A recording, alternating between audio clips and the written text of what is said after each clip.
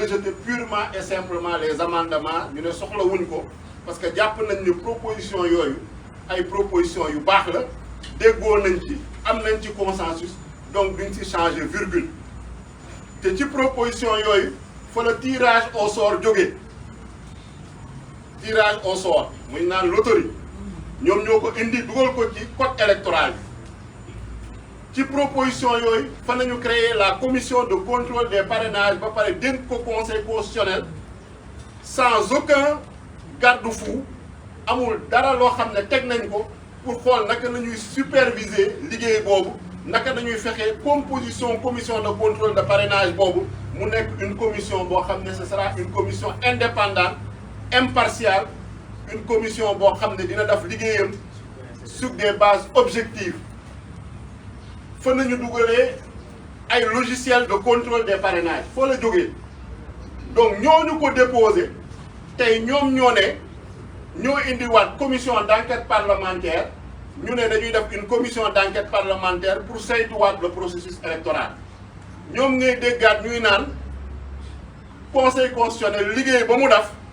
du liggéey bu baax contrôle de parrainage baaxul et cetera te jamono jooju ñun bu ñu indee amendement yi pour améliorer proposition yooyu ak code électoral bi ñoom dañoo bañ rejeter les amendements gouvernement rejeter les amendements ñu def recours devant le conseil constitutionnel dàq argument yu ñu ko tegaloon donc parce que lii nañu gisoon muy ñëw lii nañu gisoon muy raam te bëggoon nañ ko prévenir bëggoon nañ ko anticiper parce que loolu mooy suñu taxawaay au niveau de l'Assemblée nationale groupe parlementaire Yewwi Askan Wi avec les 39 députés ak directive bi nga xam ne ñoo ngi koy jot ci leaderu coalition Yewwi Askan Wi mooy ni lépp lu ñu gis ni day naxasal démocratie lépp lu ñu gis ni day delloo ci ginnaaw état de droit na ngeen ko xeex na ngeen ci opposé def le rôle de l'opposition parlementaire ci taxawaay boobu nañu nekkee woon malheureusement initiative boo jël waa Bennoo Bokk Yaakaar ak ñeneen ñoo xam ne peut-être ils se réclament de l'opposition mais amuñu taxawaay boobu ils le rejettent systématiquement te lii nañu bañoon crise yi nañu bañoon mu am par rapport ak la commission d'enquête parlementaire bu ñu indi ñu ne par rapport à la liquidation l'élimination de Karim Wade condition ñu ko kiiwee ba ñu ko indilee également coalition ba leaderu coalition bi dañu ne nañu voter contre si jiitu président Ousmane Sonko ak leader yu fi toog yépp parce que dañu gis ne exposé des motifs indiwuñu benn preuve indiwuñu benn indice concordant indiwuñu dara lu dul ay affirmation gratuite yoo xam ne ñoo ngi accuser ay juges ñun nag ànduñoo conseil constitutionnel parce que gis nañ ni conseil constitutionnel lu mu def lu bëre jaaduwul gis nañ ni suñu parrainage yi nuñ ko contrôler jaaduwul parce que ku mel ni président Aïda Mbodj am na loo xam ne def nañ ko ci parrainage am pour éliminer ko ak yeneen leader day Yewwi Askan Wi yoo xam ne def nañu ay tentatives pour jéem leen écarter wala pour jéem leen éliminer du processus électoral mais comme ni ko président Déthié Fall wax liggéey bu ñu defoon dañ ko defoon avec rigueur sérieux compétence moo tax tey bu ñu publier la liste définitive sur les 20 candidats mu am 6 candidats yoo xam ne jóge nañ ci Yewwi Askan Wi te mu amoon ay candidats yoo xam ne yaakaaru ñu woon ni nañu mën a jàll ñu mel ni Cheikh Tidiane Dièye ñu mel ni Bassirou Diomaye Faye loolu moo leen tiital bu ñu xoolee sondage yi que ce soit premier tour second tour dans toutes les hypothèses ñu xool ne seen candidat sax soo moytul dem second tour loolu moo indi le réel motif ñu ne dañuy reporter élection bi prolonger le mandat du président de la République ce qui est illégal et anticonstitutionnel donc commission d'enquête parlementaire boobu ñu indi woon bañ ko indee commission indi ko séance plénière ñun dañu voté contre parce que dañu ne su fekkee ni bëgg nañu régler mbirum processus électoral bi dañu waroon teel a jóg moment boobu ñuy indi code électoral jëlee ko ci dialogue national moment boobu nañu waroon régler ay insuffisance ak ay faiblesse ci processus électoral bi su fekkee ni nag dañu bëggoon régler loo xam ne ci parrainage la jëm ci moment boobu nañ ko waroon régler donc doo xaar ba conseil constitutionnel publier la liste définitive des candidats nga bàyyi injustice yëpp seetaan ko candidat bu mel ni Ousmane Sonko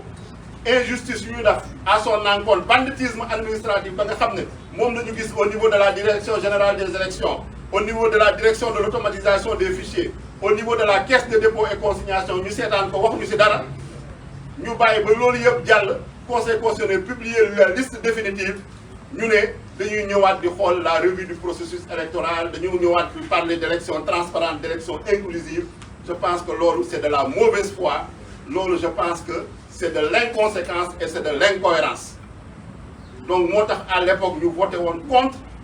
la création de cette commission d'enquête parlementaire parce que dafa fekk ñun en tant que groupe parlementaire Yewwi Askan Wi déposé woon nañu plus de 13 demandes de résolution pour la création de commission d'enquête parlementaire ñu bàyyi proposition de résolution yooyu yëpp ñoom résolution boobu ñu présenté en moins de 48 heures ñu ñëw examiner ko yóbbu ko commission indi ko séance plénière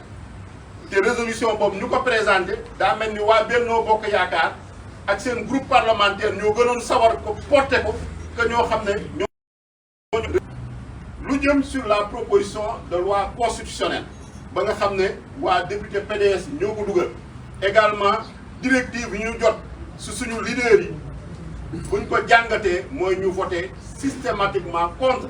fermement parce qu'on est contre tout report des élections puisque dara justifié wu ko moralement juridiquement politiquement amuñu benn argument benn motif boo xam ne mën nañu justifier un report des élections ak prolongation mandat président de la République puisque day violer le code électoral day violer la constitution day violer la séparation des pouvoirs dans la mesure où actuellement processus bu ñu toll moment bu ñu toll conseil constitutionnel mooy gérer le processus électoral depuis mu génnee la décision définitive depuis ñu valider candidature yi donc conseil constitutionnel su report waroon am conseil constitutionnel moo ci waroon addu te ci ay conditions yu leer nañ nga xam ne constitution moo ko teg te conditions yooyu moment bu ñuy wax ni les conditions ne sont pas réunies. Ils ont parlé de crise institutionnelle. Je vous dis qu'il n'y a aucune crise institutionnelle entre l'Assemblée nationale et le Conseil constitutionnel. C'est vraiment des vues de l'esprit. Le Conseil constitutionnel a ses domaines de compétences.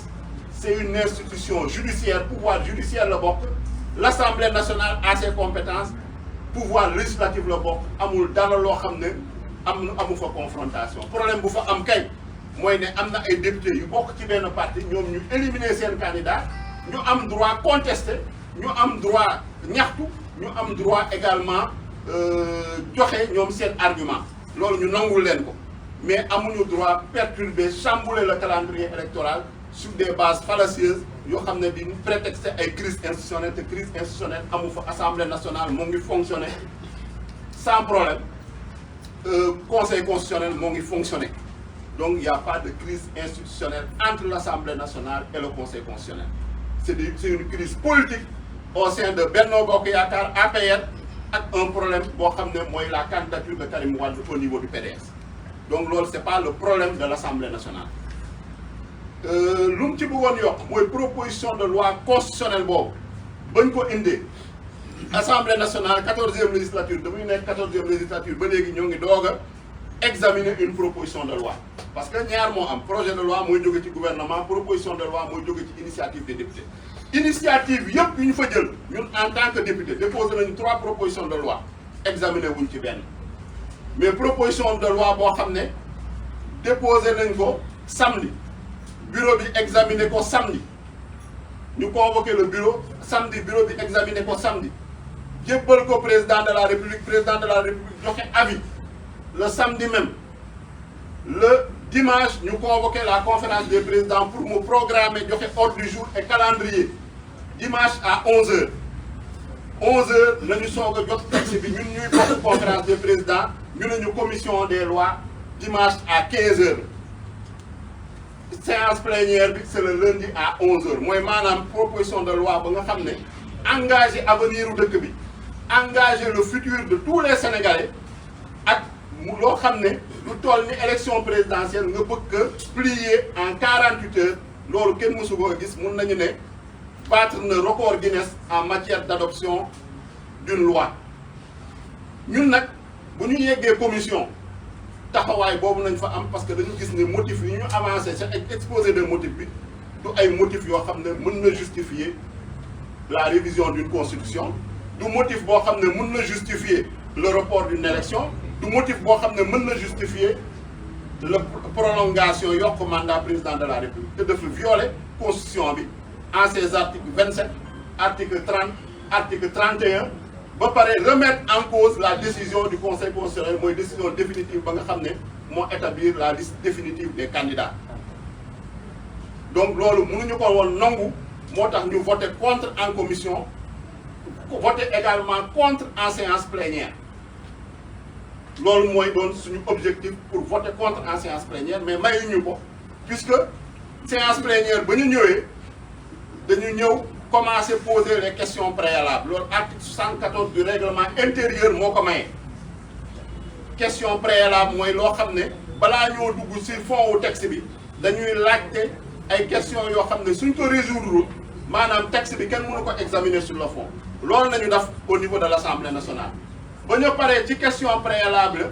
député Yewwi Askan Wi ne léegi nag dañuy def ay observations sur le rapport ba pare soogu dugg discussion générale parce que règlement intérieur Assemblée nationale noonu la tegee procédure en séance plénière ñoom ñu bañ ñu ne duñ ñu bàyyi ñu débattre dañuy def lu ñuy woowee le vote sans débat le vote sans débat nooy mun a defee révision constitutionnelle ne da ngay def le vote sans débat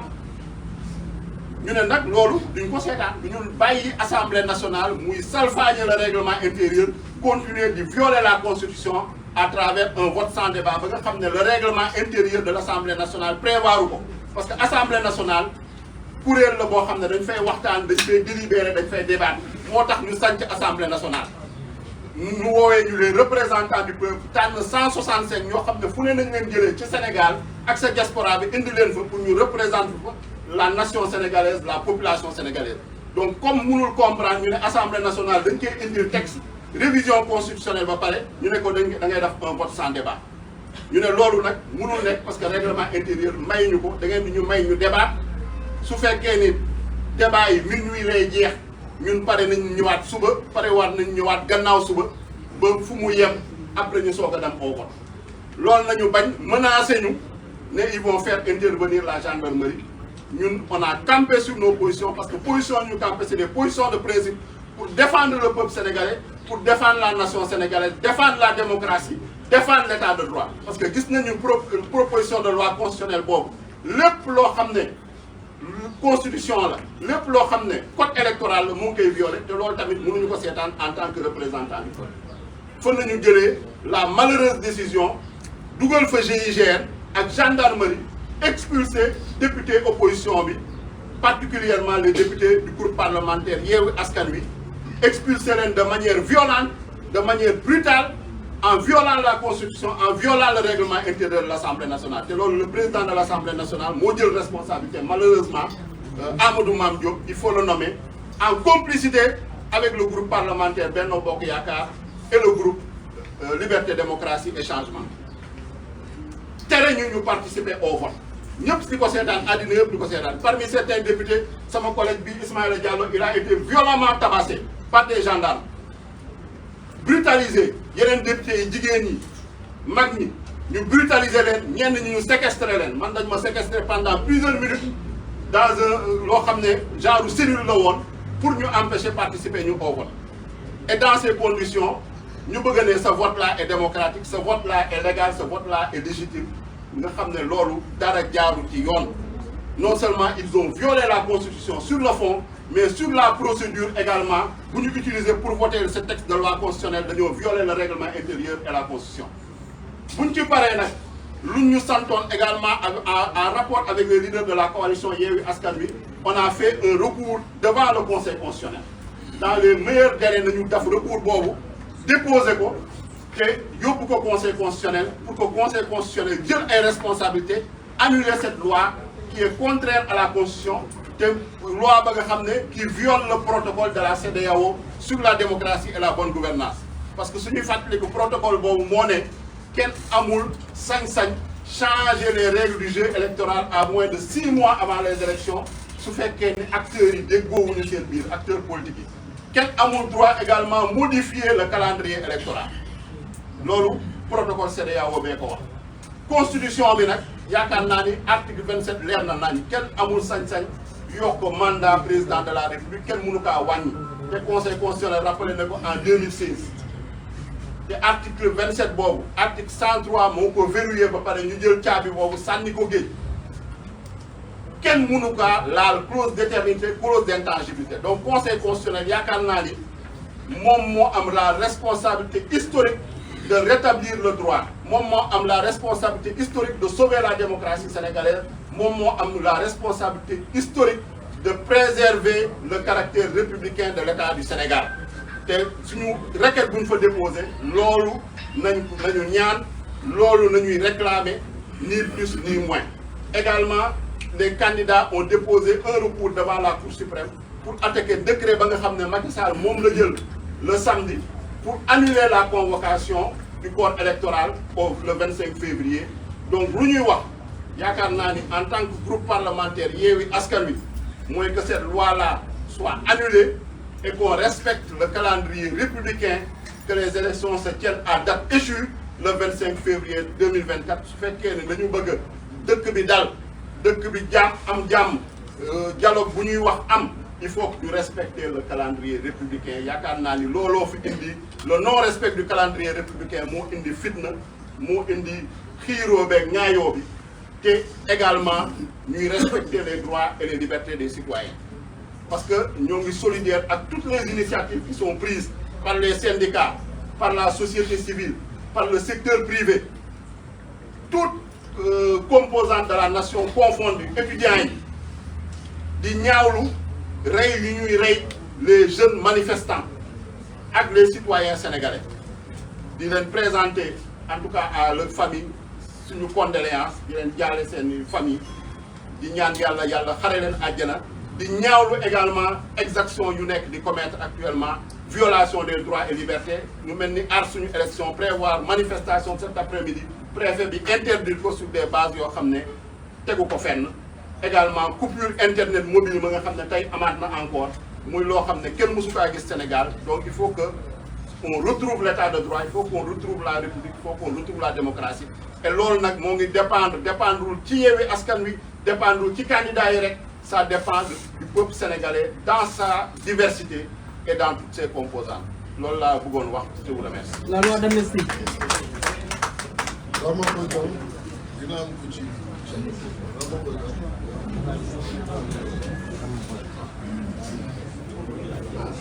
salaamaaleykum mbokk yi maa ngi nuyu ñëpp di leen remercier pour seen teewaay waaye di nuyu tous les sénégalais un peu partout fu ñu nekk ak région de Kolda maa ngi leen di nuyu bu baax a baax di wax ne la coalition Yewwi Askan Wi comme président de ci lu mu ko waxee fu mu taxawoon démb ba fa la taxaw ba léegi dañuy xeex pour la démocratie du Sénégal. gis ngeen ni le président Macky Sall c'est un président boo xamante ne il n'est pas démocratique. En 2012 bu ñu ko voté ba léegi bu ñu ko élire à la présidence de la République ba léegi tous nos acquis démocratiques dafa nekk di ko salfaañi di ko rocc ci benn parti. lii moo tax nous sommes contre le report des élections dañoo bëgg pour que ñu respecter le calendrier électoral. dañu war respecter le calendrier électoral pourquoi? Parce que tout simplement, je vais vous donner un exemple. Vous prenez la région de la Casamance, uniquement pour xeexal un adversaire politique. La région de la Casamance a été isolée. Le bateau ne fonctionne plus. Donc du coup, cette région-là, sur le plan économique, déjà, nous avons un problème pour écouler les mangues, tous les fruits. Donc imaginez-vous, le bateau que vous avez Sénégalais, les Casamance, pour évacuer une partie des fruits. Une partie des fruits. Le bateau-là a été arrêté. Donc du coup, qu'est-ce qui se passe sur le plan économique? La Casamance est carrément isolée. Et pourquoi? Parce que tout simplement, il y a un monsieur, Mohamed Djeri, il ne se considère pas comme un président de tous les Sénégalais. Il se considère comme un président de parti qui est en train de se battre pour que son parti ne soit pas oublié, pour que son parti soit toujours au pouvoir. Et le Sénégalais lambda, dafa bëgg un président boo xamante ne da leen di sóoraale ñoom ñëpp day jël en considération les besoins de tous les Sénégalais. On veut un président boo xamante ne il est démocrate. Depuis combien de temps lañu gis que les journalistes n'ont plus la possibilité de faire tranquillement le travail? Depuis que le président Macky Sall depuis 2021